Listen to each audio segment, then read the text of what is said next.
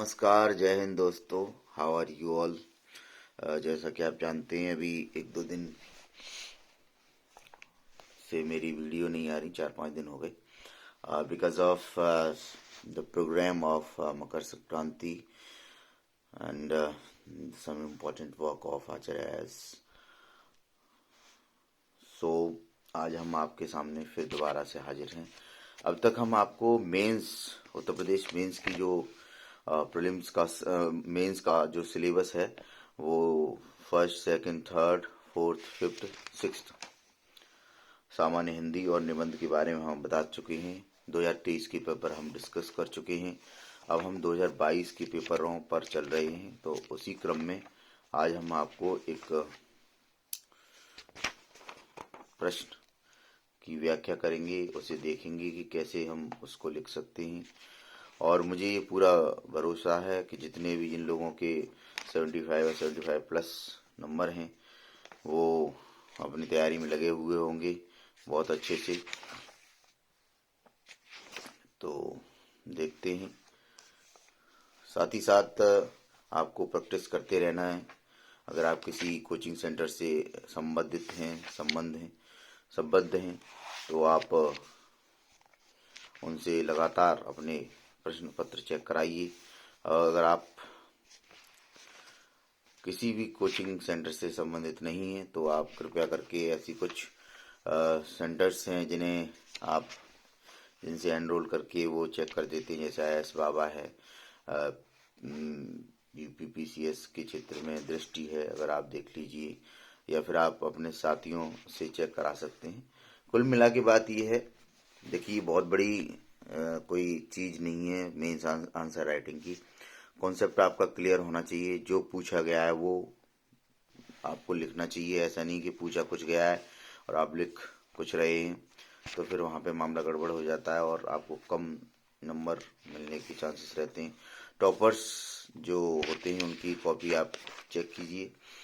तो आज हम सामान्य अध्ययन प्रश्न पत्र थर्ड 2022 का कुछ प्रश्न देखते हैं और समझते हैं कि किस प्रकार की अप्रोच हम अपने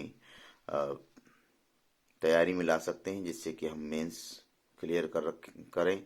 जो लोग पहले से मेंस लिख रहे हैं उनके लिए तो शुभकामनाएं हैं ही, लेकिन जो फर्स्ट टाइम इस बार जो मेंस लिखेंगे उनके लिए ये विशेष वीडियो है। तो पहला प्रश्न है, डिजिटल कृषि से आप क्या समझते हैं। तो देखो, जहाँ पर डिजिटल शब्द आ गया तो वो समझ लीजिए आप कि वो इंटरनेट से संबंधित है ही है।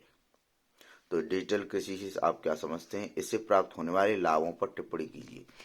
ये प्रश्न बहुत ही आसान है। इस प्रश्न में आपको बहुत ज़्यादा दिमाग नहीं लगाना, सिर्फ आपको कॉन्सेप्ट की चीज़ें पता होनी चाहिए, आपको योजनाएं पता होनी चाहिए। जैसे आप देखते हैं क्या क्या लिखा है इसमें। डिजिटल कृषि सूचना एवं संचार प्रौद्योगिकी और डेटा पारिस्थितिकी तंत्र की एक श्रृंखला है जो सभी के लिए सुरक्षित, पौष्टिक तथा किफायती भोजन प्रदान करते हुए खेती को लाभदायक एवं टिकाऊ बनाने हेतु समय पर लक्षित सूचना एवं सेवाओं पर वितरण का समर्थन करता है। डिजिटल कृषि के लाभ क्या क्या हैं, तो मौसम संबंधी सूचनाओं का पूर्व ज्ञान। सबसे बड़ा जो फायदा हमें ये है डिजिटल कृषि का कि हमें पता चलता रहता है कि भाई मौसम हमारा कैसा है। फॉर एग्जांपल, हमने कोई ऐसी फसल अपने खेत में बो दी जिसमें हमें लगता है कि भाई जैसे टमाटर की पौध है, अगर हम टमाटर की पौध तैयार कर रहे हैं और हमें पता है कि भाई आज बारिश होने वाली है, तो हम उसको कवर कर देंगे। धान की पौधे, पैडी जिसे कहते हैं। बहुत सारी ऐसी चीज़ें हैं जिन्हें हम पहले ही, अगर हमें मौसम के बारे में पता है तो हम अंदाज़ा लगा सकते हैं। जैसे फॉर एग्जांपल, अगर गेहूं भी है, अगर हम उसमें पानी लगाना चाह रहे हैं, या मटर है जिसमें पानी लगाना चाह रहे हैं, लेकिन हमें पता है कि आज बारिश होने वाली है, तो हम उस पानी को, जो सिंचाई है, उसे वहीं रोक देंगे। और उस रोकने से अगर उस दिन बारिश हो जाती है और या बारिश होती है, तो जो हमारा डबल मात्रा में जो पानी लगने वाले की जो आशंका थी वो खत्म हो जाएगी और हमारी जो सुरक्षा है, वो कृषि जो खेत की सुरक्षा है वो हो जाएगी। तो डिजिटल कृषि के लाभ ये है, सबसे अच्छा लाभ ये मौसम संबंधी सूचना का पूर्व ज्ञान हो जाता है। फसल उत्पादकता और खाद्य सुरक्षा में वृद्धि हो जाती है। मृदा क्षरण में कमी होती है। रियल टाइम मॉनिटर आप कर सकते हैं। जल संसाधनों का इष्टतम उपयोग कर सकते हैं। रसायनों के प्रयोग में नियंत्रण। कृषि के निवेश में वृद्धि। किसानों के बाजार के प्रति जागरूकता में वृद्धि। ई बाजार का विकास। ये तो हमने क्या किया, एक हेडिंग डाल दी कि डिजिटल कृषि के लाभ कौन कौन से, और उनमें सब हेडिंग में पॉइंट वाइज ये लिख दिया, जिससे कि जैसे एक बॉक्स में बंद कर दिया। जब भी कोई एग्जामिनर विल चेक इट, तो उसे ये पता रहेगा कि हमारी क्या क्या चीजें हैं और ये कैसे इसने लिखा है। इसके बाद अगर हम देखें तो कुछ पॉइंट और देखते हैं। जैसे डिजिटल कृषि एक नई अवधारणा है जिससे कई लाभ हैं। डिजिटल कृषि किसानों को मिट्टी के स्वास्थ्य, फसल वृद्धि, नमी, तापमान, मौसम की सूचना उपलब्ध कराती है। डिजिटल कृषि की सहायता से उत्पादकता में हो रही वृद्धि हो रही है, जिससे किसानों की आय दोगुनी करने में लक्ष्य को आसानी से प्राप्त किया जा सकता है। डिजिटल कृषि को बढ़ावा मिलने से कृषि में नवाचार और प्रौद्योगिकी के विकास में कृषि में निवेश को बढ़ावा मिल रहा है। डिजिटल कृषि के अंतर्गत कृषि एवं किसान कल्याण मंत्रालय ने एग्रीस्टेक के निर्माण की योजना बनाई है, जो कि कृषि में प्रौद्योगिकी की आधारित हस्तक्षेपों का एक संग्रह है। यह किसानों को कृषि खाद्य श्रृंखला में एंड टू सेवाएं प्रदान करने हेतु एक एकीकृत मंत्र का निर्माण करेगा। डिजिटल कृषि को बढ़ावा देने के लिए डिजिटल कृषि मिशन का आरंभ किया गया है, जो कृषि को बढ़ावा देने के लिए सशक्त प्रयास है। ये हमने एक छोटा सा प्रश्न लिया और उसके बारे में जाना। और तो अगर हम इसका निस्तारण लगाएं तो इसमें कोई खास हमें ऐसा कुछ करना नहीं है कि हमें कुछ इसमें टेक्नोलॉजी लिखनी है या फिर कुछ नहीं। बिल्कुल सिंपल सी चीजें जो हमको लिखनी है कि डिजिटल कृषि के क्या लाभ हैं। सबसे मेन मुद्दा क्या है कि भाई एग्रीस्टेक एक ऐप कृषि से संबंधित चलाया है सरकार ने, यूपी सरकार का भी है।